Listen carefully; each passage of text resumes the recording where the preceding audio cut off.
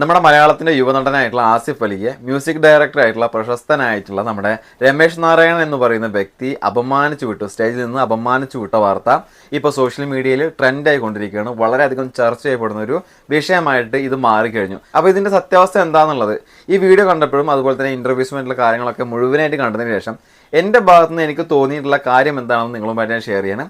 സത്യത്തിൽ നിങ്ങൾക്ക് എല്ലാവർക്കും അറിയാം, MTയുടെ പിറന്നാൾ ആഘോഷത്തിന്റെ ഭാഗമായിട്ട് മനോരഥങ്ങൾ എന്ന് പറയുന്ന ഒരു സിനിമയുടെ ട്രെയിലർ, അതായത് ഒരു ആന്തോളജി ഫിലിമാണ്, ഒരുപാട് സിനിമകൾ ചേർന്നിട്ടുള്ള ഒരു സിനിമയുടെ ട്രെയിലർ ആ ഒരു സമയത്ത് പ്രദർശിപ്പിച്ചു. അതുപോലെ തന്നെ പിറന്നാൾ പരിപാടിയും കാര്യങ്ങളൊക്കെ കഴിഞ്ഞിട്ട് ഈ ഒരു ഓരോ സിനിമകളുടെയും ആളുകളെ ഒന്ന് ആദരിക്കുന്ന ഒരു ചെറിയ ഒരു മൊമെന്റോ കാര്യങ്ങളൊക്കെ കൊടുത്തിട്ട് ആദരിക്കുന്ന ചെറിയൊരു അവാർഡ് പോലത്തെ ഒരു പരിപാടി. അപ്പോൾ ആ പരിപാടിയിൽ ജയരാജന്റെ സിനിമയിലെ ഒരു സംഗീത സംവിധായകനാണ് പ്രശസ്തനായിട്ടുള്ള രമേശ് നാരായണൻ എന്ന് പറയുന്ന സംഗീത സംവിധായകൻ. ആ വ്യക്തിയെ അവാർഡ് വാങ്ങാനായിട്ട് ക്ഷണിക്കുകയാണ്.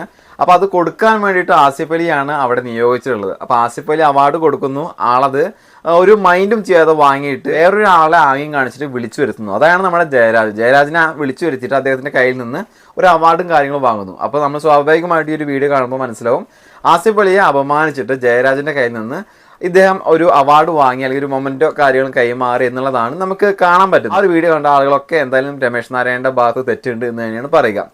പക്ഷെ സത്യാവസ്ഥയിൽ രമേശ് നാരായണന്റെ ഇന്റർവ്യൂവും കാര്യങ്ങളും കണ്ടപ്പോൾ അദ്ദേഹത്തിനെ ന്യായീകരിക്കുമെന്നല്ല, വർഗീയ വിദ്വേഷം പോലെയുള്ള പ്രചാരണം പോലെ നടക്കുന്ന ഒരു സംഭവമാണ്. അതുകൊണ്ടാണ് ഡീറ്റെയിൽ ആയിട്ട് പറയുന്നത്. അപ്പോൾ രമേശ് നാരായണന്റെ ഇന്റർവ്യൂവും കാര്യങ്ങളും കേട്ടപ്പോൾ ഒരു കാര്യം മനസ്സിലായി. ഓരോ ടീമാംഗങ്ങളും ആ ഒരു സിനിമയുടെ ഭാഗങ്ങളുമായിട്ടുള്ള ഓരോ ആളുകളെയും ഒന്നിച്ച് നിർത്തിക്കൊണ്ട് ഓരോ ആദരിക്കുന്ന ഒരു ചടങ്ങും കാര്യങ്ങളൊക്കെ അവിടെ നടന്നു. അപ്പോൾ ജയരാജന്റെ സിനിമ ഈ ഒരു അന്തോളജിയിലുണ്ട്. അപ്പോൾ ജയരാജന്റെ ടീമിൽ അദ്ദേഹത്തിന്റെ പേരുണ്ടായിരുന്നില്ല. ഒരു മ്യൂസിക് ഡയറക്ടർ എന്ന് പറയുമ്പോൾ ഒരു സിനിമയുടെ ഒരു പ്രധാന ഭാഗമാണ്. ആദ്യം മുതൽ അവസാനം വരെ ഒരു സിനിമയുടെ കൂടെ ഉണ്ടാവുന്ന ഒരാൾ തന്നെയാണ്. അപ്പോൾ അദ്ദേഹത്തിന്, അതായത് രമേശ് നാരായണനെ ആ ഒരു സ്റ്റേജിലേക്ക് ക്ഷണിച്ചില്ല. അറിയാതെ വിട്ടുപോയതാവുമെന്നാണ് ഇപ്പോഴും അദ്ദേഹം പറയുന്നത്.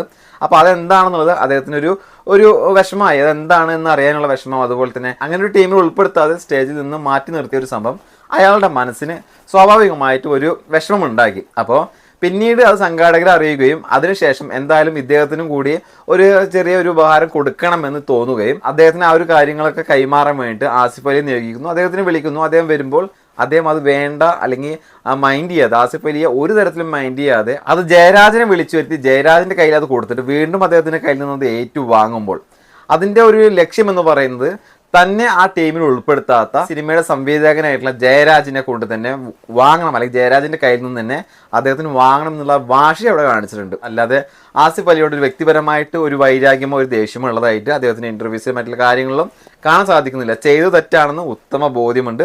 അതുകൊണ്ട് തന്നെ ആ ന്യൂസ് ചാനലുകളിൽ വരുന്ന ഇന്റർവ്യൂസും കാര്യങ്ങളും ശ്രദ്ധിച്ചാൽ മനസ്സിലാവും, ഒരു തരത്തിലുള്ള മടിയും കൂടാതെ ക്ഷമയും പറയുന്നുണ്ട്.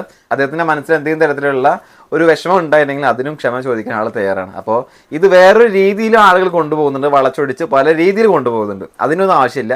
ഇതാണ് സത്യത്തിൽ ഉണ്ടായത്. തന്നെ മാറ്റി നിർത്തിയ ജയരാജിനെ കൊണ്ട് തന്നെ, അദ്ദേഹത്തിന്റെ കൈ കൊണ്ട് തന്നെ ആ ഒരു ഉപഹാരം അദ്ദേഹം ഏറ്റുവാങ്ങി അദ്ദേഹത്തിന്റെ ഒരു മനസ്സിന്റെ സംതൃപ്തി അല്ലെങ്കിൽ മനസ്സിന്റെ ഹാപ്പിനെസ് കിട്ടാൻ വേണ്ടി ചെയ്തൊരു കാര്യമാണ്.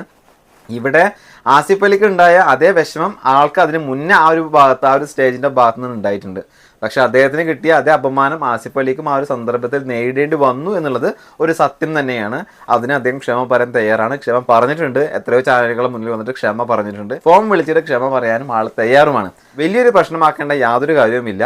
ആസിഫ് അലിയോട് നല്ല രീതിയിൽ തന്നെ ക്ഷമ ചോദിച്ചിട്ടുണ്ട്. ആസിഫ് അലി ഇത് സ്വീകരിക്കാൻ കൂടി തയ്യാറായാൽ പ്രശ്നം ഇവിടെ അവസാനിക്കുകയാണ്.